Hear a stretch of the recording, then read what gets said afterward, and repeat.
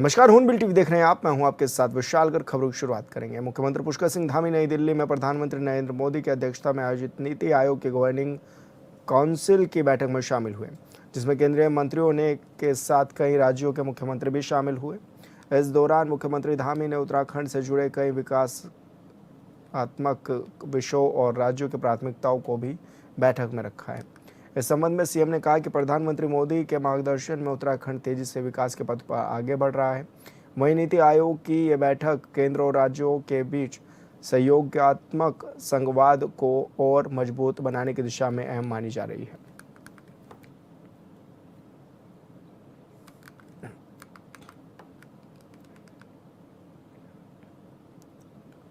तो बड़ी खबर आप तक पहुंचा भी रहे हैं, जहां पर नई दिल्ली में ये बैठक भी हुई है और ऐसे में मुख्यमंत्री पुष्कर सिंह धामी ने भी इस बैठक में शिरकत की।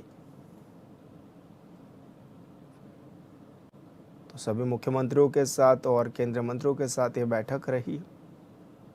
उत्तराखंड से जुड़े कई विकासात्मक विषयों पर भी चर्चा इस दौरान हुई।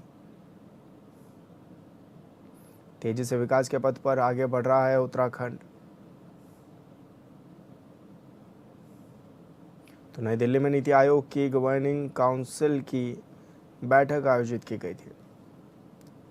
इस दौरान मुख्यमंत्री पुष्कर सिंह धामी भी इस बैठक में शामिल हुए। केंद्रीय मंत्रियों के साथ कई राज्यों के मुख्यमंत्री इस बैठक में शामिल रहे।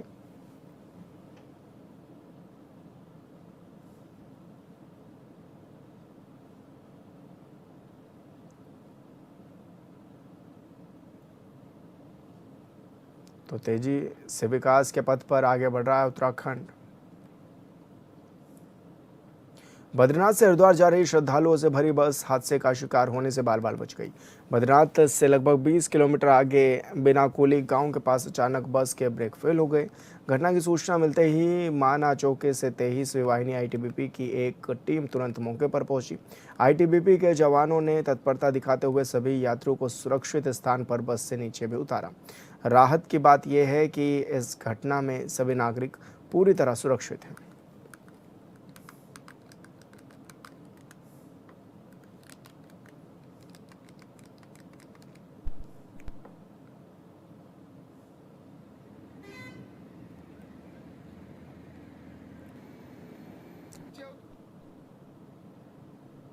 विश्व धरोहर फूलों की घाटी राष्ट्रीय उद्यान क्षेत्र में एक सैलानी के लापता होने के बाद खोजबीन अभियान लगातार जारी है।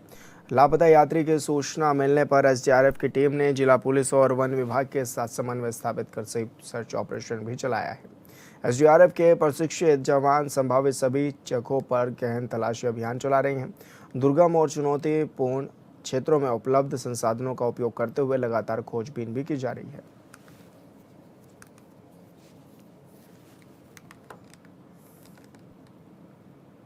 रुड़की के मंगलोर कोतवाली क्षेत्र में दो पक्षों के बीच हुई फायरिंग और पत्थरबाजी की घटना के मामले पर पुलिस ने एक्शन लिया है। वारदात की वायरल हुई वीडियो का पुलिस ने संज्ञान लेते हुए आगे की कार्रवाई शुरू कर दी है। बता दें कि पहले ही मुख्य आरोपी को गिरफ्तार किया जा चुका है। वहीं वारदात में शामिल अन्य आरोपियों की तलाश भी जारी है।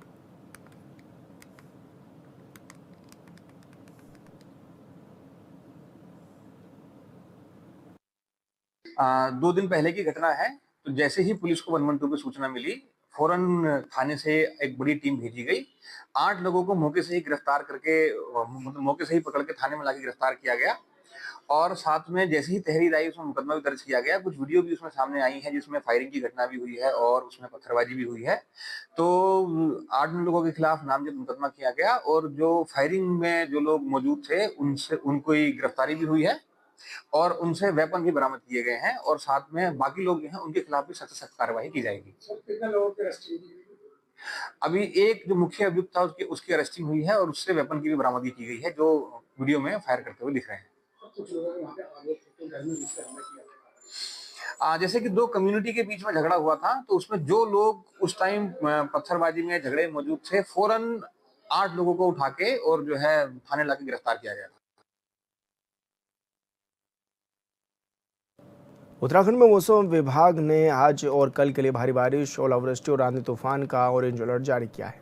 देहरादून, नैनीताल, हरिद्वार, पौड़ी और टिहरी, उधम सिंह नगर, पिथौरागढ़ और चंपावत समेत 8 जिलों में 60 किलोमीटर घंटे की रफ्तार से तेज हवाएं चलने की, आकाशीय बिजली गिरने की भी आशंका जताई गई है।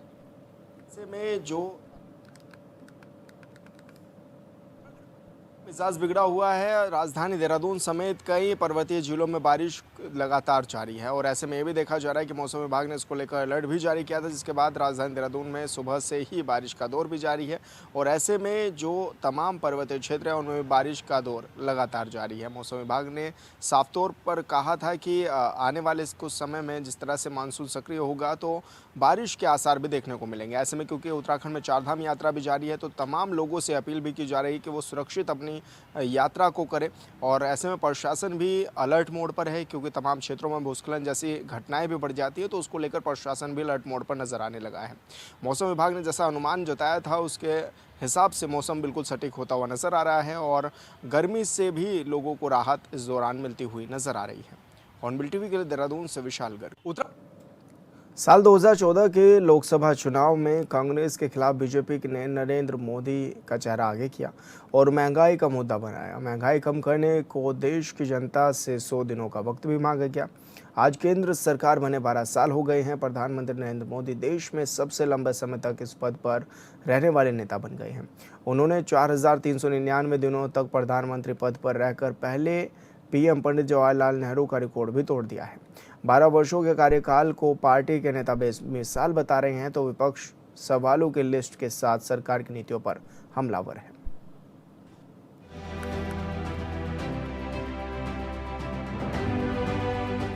केंद्र में मोदी सरकार के 12 साल पूरे होने के बीच दिल्ली के भारत मंडपम में प्रधानमंत्री नरेंद्र मोदी की अध्यक्षता में एनडीए शासित राज्यों के मुख्यमंत्रियों और उप मुख्यमंत्रियों की अहम बैठक हुई। इस बैठक में एनडीए शासित 22 राज्यों और केंद्र शासित प्रदेशों के मुख्यमंत्री, उप मुख्यमंत्री और वरिष्ठ नेता शामिल हुए। प्रधानमंत्री नरेंद्र मोदी, गृह मंत्री अमित शाह, रक्षा मंत्री राजनाथ सिंह समेत केंद्रीय मंत्री भी बैठक में मौजूद रहे। बैठक में विकास, सुशासन, कल्याणकारी योजनाओं की समीक्षा और 2047 तक विकसित भारत के विजन को लेकर रणनीति पर चर्चा हुई। जानकारी के मुताबिक बैठक में केंद्र और राज्य सरकार के बीच बेहतर समन्वय, योजनाओं की अंतिम व्यक्ति तक पहुंच और बुनियादी ढांचा परियोजनाओं की प्रगति और विकसित भारत 2047 के रोड मैप पर चर्चा हुई। साथ ही राज्य में चल रही सफल योजनाओं और बेहतर प्रशासनिक मॉडल को साझा करने पर भी जोर दिया गया। सूत्रों के मुताबिक बैठक में एनडीए की राजनीतिक और संगठनात्मक मजबूती, जन कल्याणकारी योजनाओं के प्रचार प्रसार और सरकार की उपलब्धियों को जनता तक पहुंचाने की रणनीति पर मंथन हुआ। गठबंधन की एकजुटता का संदेश देने पर विशेष फोकस रहा। और मैं मानता हूं कि आज देश के 140 करोड़ जनता का जो आशीर्वाद, स्नेह और विश्वास माननीय प्रधानमंत्री जी को मिला है, ये उसी की ताकत है, उसी की ऊर्जा है जो हमारे नेता, हमारे नेतृत्वकर्ता ने केवल भारत ही नहीं पूरे दुनिया में भारत का स्थान अपने आप में एक अद्भुत तरीके से हम कह सकते हैं कि अगर हम भारत को विश्व गुरु देखना चाहते हैं तो माननीय प्रधानमंत्री जी ने अपने यशस्वी नेतृत्व से भारत को उस दिशा में कई बड़े कदम उठाए। खबर है कि बैठक में पश्चिम एशिया संकट की असर, ऊर्जा सुरक्षा, महंगाई और आपूर्ति श्रृंखला से जुड़े संभावित चुनौतियों पर चर्चा हुई। राज्य को केंद्र के साथ तालमेल बनाकर स्थिति पर नजर रखने और आवश्यक कदम उठाने की सलाह दी गई। वहीं विपक्ष ने इस बैठक को लेकर केंद्र सरकार पर निशाना साधा। केंद्र नेता जयराम रमेश ने पीएम मोदी द्वारा सबसे लंबे समय तक निर्वाचित प्रधानमंत्री बनने का रिकॉर्ड अपने नाम करने और जवाहरलाल नेहरू को पीछे छोड़ने पर लिखा कि ये संदिग्ध तरीके से हासिल की गई उपलब्धि है। विपक्ष का कहना है कि बीजेपी की सरकार में देश खतरे में है। माननीय प्रधानमंत्री जी का यशस्वी नेतृत्व हम सबको इसी प्रकार मिलता रहे, वो दीर्घायु हो। जिस प्रकार से एक गरीब का बेटा ने एक गरीब की चिंता की, हर वो घर में प्रकाश, उज्ज्वला, आयुष्मान, हम कह सकते हैं आवास, जल, ऐसे कई चीजें जो एक गरीब के घर की चीजों को परिवर्तित करता है। मैं मानता हूं कि उनके यशस्वी नेतृत्व में आज 25 करोड़ परिवार ने अगर गरीबी रेखा से बाहर आया तो मैं मानता हूं कि पिछले 12 सालों में जो उन्होंने कई कीर्तिमान बनाए, उसमें सबसे बड़ा विषय आज हमारा गरीब हमारा परिवार के मुख्य धारा के साथ जोड़कर काम कर रहा है। विपक्षी दलों ने सरकार की आर्थिक नीतियों और जनहित के मुद्दों पर सवाल उठाए। कांग्रेस और इंडिया गठबंधन के नेताओं का कहना है कि महंगाई, ईंधन कीमत और आर्थिक चुनौतियों पर गंभीर चर्चा जरूरी है, जबकि सरकार राजनीतिक कार्यक्रमों में ज्यादा व्यस्त दिखाई दे रही है। विपक्ष का कहना है कि किसान परेशान है, बच्चों का भविष्य खतरे में है और संविधान भी खतरे में है। देश की जनता महंगाई से परेशान है। मैं आप सभी से इतना ही निवेदन करूंगा कि जहां आज संविधान पर खतरा है, लोकतंत्र पे खतरा है, उतना ही हमारे नौजवान छात्र छात्राओं का, युवाओं के भविष्य पर भी खतरा है। कुल मिलाकर एनडीए की इस बैठक से जहां 2029 तक की राजनीतिक और विकास एजेंडे की झलक देखने को मिली, तो वहीं विपक्ष ने इसे लेकर सरकार को घेरने का प्रयास किया। अब देखना होगा कि विकसित भारत के विजन और सुशासन के दावों को जनता किस नजर से देखती है। नजर इस बात पर भी है कि सरकार की राजनीति जमीन पर कितना असर दिखाती हुई नजर आएगी और विपक्ष उसके खिलाफ कितना प्रभावी नैरेटिव खड़ा कर पाता है। खबरों में आगे बढ़ेंगे। अल्मोड़ा में कांग्रेस नेता राजकुमार ठकुराल की ओर से आगामी कुंभ मेले को लेकर संभावित साजिश और सुरक्षा व्यवस्था पर सवाल उठाए जाने के बाद सियासत गर्मा गई है। इस पर बीजेपी विधायक विनोद चमोली ने राजकुमार ठकुराल पर निशाना साधते हुए तीखी प्रतिक्रिया दी। उन्होंने कांग्रेस के आरोपों को पूरी तरह से निराधार बताया है। उन्होंने कहा कि कांग्रेस हर बार उत्तराखंड के हितों से जुड़े विषयों पर नकारात्मक माहौल बनाने का प्रयास करती है।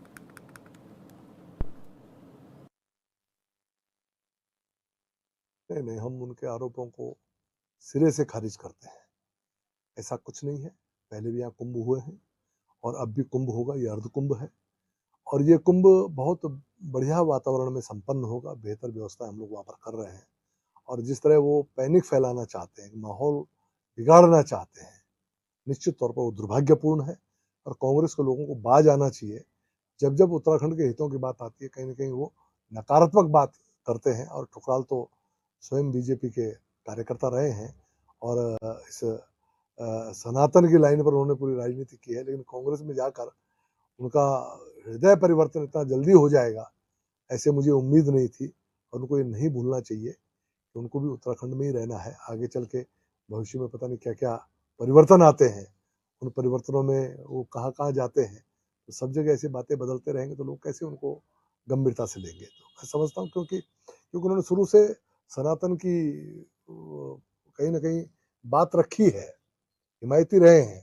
अब एकदम से उसके उलट अगर बात कर रहे हैं तो निश्चित तौर पर लोग उनको बहुत हल्के में ले रहे होंगे, ऐसा मेरा मानना है। आदमी को मूल सुनो। दिनेशपुर में गदरपुर एसडीएम ऋचा सिंह ने अवैध अस्पताल के खिलाफ बड़ी कार्रवाई करते हुए उसका भंडाफोड़ किया है। अस्पताल में अवैध गर्भपात समेत कई गैरकानूनी गतिविधियों की शिकायत मिलने पर प्रशासन ने गुप्त जांच भी इस दौरान कराई है। जिलाधिकारी उधम सिंह नगर के निर्देश पर गठित टीम ने तहसील की एक पटवारी को मरीज बनाकर अस्पताल भेजा। शिकायत सही पाए जाने पर एसडीएम ऋचा सिंह के नेतृत्व में स्वास्थ्य विभाग और दिनेशपुर पुलिस की संयुक्त टीम ने अस्पताल पर छापा मारा। इस दौरान अस्पताल संचालक अवैध दस्तावेज और अनुमति पत्र भी नहीं दिखा सका, जिसके बाद प्रशासन ने अस्पताल को सील कर दिया है।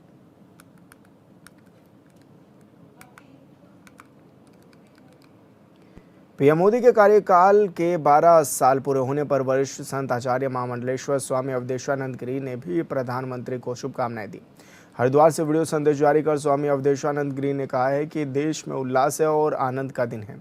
उन्होंने प्रधानमंत्री कार्यकाल को लोक मंगल की एक पावन यात्रा बताया है। प्रधानमंत्री मोदी की कार्यशैली की सराहना करते हुए स्वामी अवधेशानंद गिरी ने कहा है कि इन 12 सालों में देश ने हर क्षेत्र में तरक्की की है। ऐसा कोई क्षेत्र नहीं जहां प्रधानमंत्री ने कीर्तिमान स्थापित ना किया हो। दिवस है कि जब भारत के यशस्वी लोकप्रिय प्रधानमंत्री आदरणीय श्री नरेंद्र भाई मोदी जी ने अपने शासन व्यवस्था के 4,399 दिवस संपूर्ण किए हैं। ये उनकी एक यात्रा, लोक मंगल की यात्रा, लोक कल्याणकारी यात्रा, ये राष्ट्रोत्थान की यात्रा अनथक, अविराम, अविच्छिन्न, उनकी साधना का सातत्य, एक निर्बाध यह सेवा यात्रा, एक ऐसी सेवा यात्रा जिसमें सभी के लिए कल्याणकारी योजनाएं बनी। उनका जीवन समष्टि कल्याण के लिए है। उनके जीवन में विश्व बंधुत्व दिखाई देता है। राष्ट्र के उत्थान की उद्दाम भावना उनमें है। कौन सा क्षेत्र ऐसा होगा जहां उन्होंने कीर्तिमान नहीं बनाए।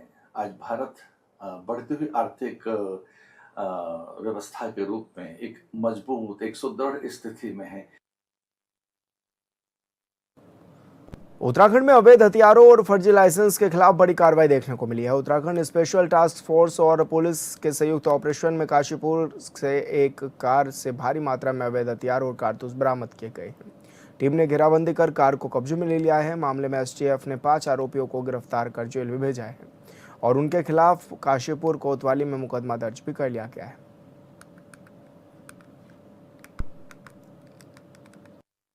को लेकर उत्तराखंड में एक सत्यापन अभियान एसटीएफ द्वारा चलाया जा रहा था। इसमें पूर्व में माननीय मुख्यमंत्री जी के निर्देश प्राप्त हुए थे कि बाहरी राज्यों से बहुत सारे शस्त्र धारकों का सत्यापन किया जाए जो उत्तराखंड में आकर यहाँ पर शस्त्रों का प्रयोग कर रहे हैं और ऐसे कोई फर्जीवाड़े अगर चल रहा है तो उस पर कार्रवाई की जाए। इसको देखते हुए गढ़वाल और कुमाऊं एसटीएफ में 2 अलग अलग टीमें बनाई गई थी और इस टीमों के द्वारा बृहद रूप से सत्यापन अभियान भी चलाया जा रहा था और जो भी गोपनीय इनपुट प्राप्त हो रहे थे उसके आधार पर टीमें काम कर रही थी और इसमें सफलता कल काशीपुर क्षेत्र में भी एक इनपुट के आधार पर एक स्विफ्ट गाड़ी में भारी मात्रा में हथियार होने की सूचना प्राप्त होने पर संयुक्त team Udham Singh Nagar police STF Kumaon द्वारा जो है गाड़ी की तलाशी ली गई और उसमें से 4 वेपन मिले जो सेमी ऑटोमेटिक बंदूक थी और एक राइफल है सेमी ऑटोमेटिक, एक रिवॉल्वर और एक पिस्टल मिले और 237 कारतूस बरामद हुए। चूँकि पूर्व में भी एसटीएफ द्वारा इस सत्यापन अभियान के दौरान 3 मुकदमे दर्ज कराए गए थे जिसमें अब तक 5 लोग गिरफ्तार हो चुके हैं। तो फर्जी लाइसेंस बनाकर इसका दुष्प्रयोग की सूचना के आधार पर इसमें इस तरह की कार्रवाई हुई है और साथ ही साथ ये वेपन जो बरामद हुए हैं इसकी जो इन्वेस्टिगेशन में और जांच पड़ताल में पता चला जो अभियुक्त इसमें अभी नेम्ड किए गए हैं ये उनके परिवारजनों और उनके थे और उन्हीं के नाम पर कहीं ना कहीं दूसरे गन हाउस से इसको चढ़ाया गया था। अभी अभियुक्त फरार चल रहे हैं, उनकी टीमों की गिरफ्तारी के लिए टीमों को लगाया गया है। द्वाराहाट नगर में यूथ कांग्रेस पार्टी के राष्ट्रीय सचिव अविनाश माला पहुंचे। ऐसे में कार्यकर्ताओं संग वार्ता करके पार्टी मंत्र भी उन्होंने उनको दिया। उन्होंने कहा कि हर कार्यकर्ता बूथ स्तर से अपनी पूरी तैयारी करे क्योंकि बीजेपी की सरकार सत्ता का दुरुपयोग करके हर वो हथकंडा अपनाएगी जिससे उनको फायदा पहुंच सके। वहीं अविनाश ने कहा कि 2027 के विधानसभा चुनाव में कांग्रेस पार्टी उत्तराखंड में अपनी सरकार बहुमत के साथ बनाएगी। लगभग 1.5 महीने पहले युवा कांग्रेस का एक सदस्यता अभियान खत्म हुआ था जिसका परिणाम आया। उसमें इस प्रदेश के लाखों युवाओं ने भारतीय युवा कांग्रेस की सदस्यता ग्रहण की थी। अभी मैं पिछले महीने से मुझे जिम्मेदारी मिली है उत्तराखंड में काम करने की संगठन के द्वारा जो दी गई है। डिस्ट्रिक्ट टूर पे हूँ मैं मेरे युवा साथियों से, पदाधिकारियों से और कांग्रेस के जो हमारे सम्मानित वरिष्ठ साथी हैं उनसे लगातार मुलाकात करने का मैं काम कर रहा हूँ और वहाँ जाके मैंने ये पाया है, ये जाना है कि प्रदेश का युवा आतुर है इस नकारा निकम्मी सरकार को उखाड़ फेंकने के लिए जिन्होंने पहाड़ों की अस्मत को। सर्वाधिक समय तक प्रधानमंत्री के रूप में देश की सेवा का कीर्तिमान बनाने पर प्रधानमंत्री नरेंद्र मोदी की दीर्घायु और लंबे समय तक नेतृत्व की कामना के साथ बीजेपी कार्यकर्ताओं ने गोविंद घाट पर मां गंगा का दुग्ध अभिषेक भी किया है। इस अवसर पर राजीव शर्मा ने कहा कि निरंतर बिना थके बिना रुके कोई छुट्टी लिए बिना प्रत्येक क्षण देश को समर्पित करने वाले प्रधानमंत्री नरेंद्र मोदी ने सेवा, सुशासन और गरीब कल्याण के जो अनवरत कार्य किए वो पूरे विश्व के लिए एक मिसाल है।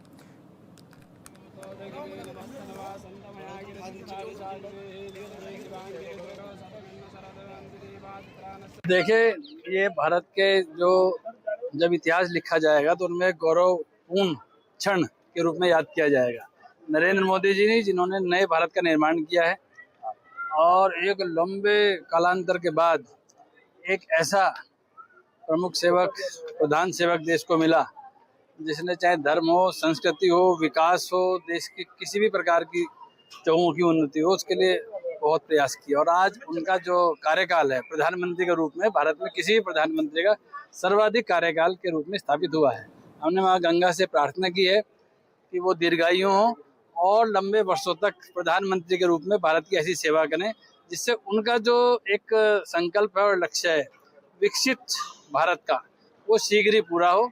इसलिए सभी कार्यकर्ताओं ने आज मोदी जी के लिए मां गंगा से प्रार्थना की दुग्धाभिषेक। सभी के लिए बड़ा सौभाग्य का विषय है कि एक राष्ट्रवादी विचारधारा का व्यक्ति इस देश में सर्वाधिक काल तक प्रधानमंत्री के दायित्व पर आसीन रहने का आज एक रिकॉर्ड बना और ये निश्चित रूप से ये रिकॉर्ड बनना, ये इस प्रकार का कीर्तिमान स्थापित होना, ये साबित करता है कि विश्व की निगाहें जो हिंदुस्तान पे लगी है, भारत जिस विकसित राष्ट्र बनने की तरफ बढ़ रहा है उसको आज पूरे विश्व में सराहा जा रहा है। देश का बच्चा बच्चा, देश का प्रत्येक नागरिक मोदी जी जैसे राष्ट्रवादी व्यक्ति को, मोदी जी जैसे व्यक्तित्व को अपने संरक्षक के रूप में, इस देश के प्रधानमंत्री के रूप में बार बार लगातार देखना चाहता है।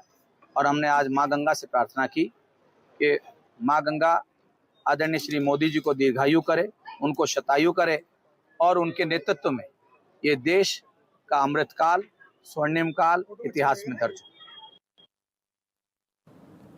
प्रधानमंत्री नरेंद्र मोदी के नेतृत्व में केंद्र सरकार के 12 साल पूरे होने पर मसूरी के राधा कृष्ण मंदिर में बीजेपी कार्यकर्ताओं की ओर से विशेष जलाभिषेक और पूजा अर्चना का आयोजन किया गया है। इस दौरान कार्यकर्ताओं ने देश की सुख समृद्धि, विकास और प्रधानमंत्री मोदी के स्वास्थ्य और दीर्घायु जीवन की भी कामना की है। मंदिर परिसर में वैदिक मंत्रोच्चार के बीच आयोजित कार्यक्रम में कार्यकर्ताओं ने राष्ट्र निर्माण, सामाजिक समरसता और जनसेवा के संकल्प को भी दोहराया है।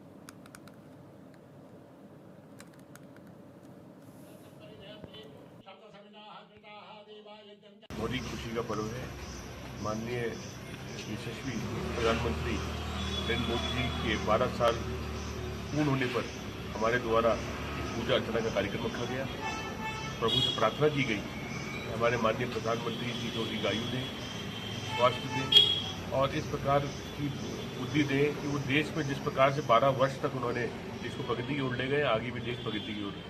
ये 12 साल जो रहे हैं, ये उत्तम कार्य के वर्ष रहे, विकास के वर्ष रहे, विकसित भारत के वर्ष रहे और आम जनमानस तक पहुंचने के वर्ष रहे। इन 12 वर्षों में भारत ने जो विकास किया वो अतुल्य है और इस विकास की धारा को आगे ले जाने का श्रेय माननीय प्रधानमंत्री मोदी जी का रहता है। इसलिए आज शिव अर्चना, गणेश पूजन करा गया और ये कामना की गई कि प्रभु हमारे मोदी जी को, हमारे प्रधानमंत्री मोदी जी को दीर्घायु दे, लंबी आयु दे, जिससे कि उनका आशीर्वाद हम सब पे बना रहे। देखिए, मैं सबसे पहले तो बधाई देना चाहूँगी माननीय मंत्री जी के नेतृत्व में पिछले 12 सालों से लगातार विकास की जो गंगा बह रही है उसके लिए मैं बधाई देना चाहूँगी माननीय हमारे प्रधानमंत्री जी को।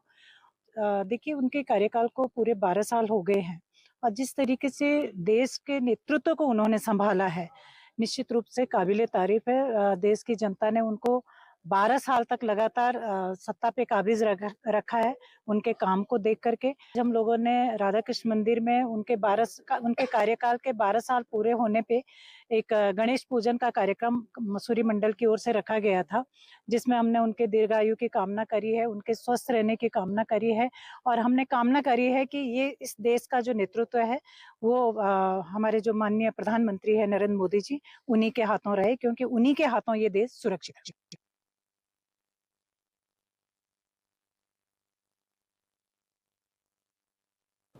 और फिलहाल इस बुलेटिन में मेरे साथ इतना ही। आप देखते रहिए हॉर्नबिल टीवी। नमस्कार।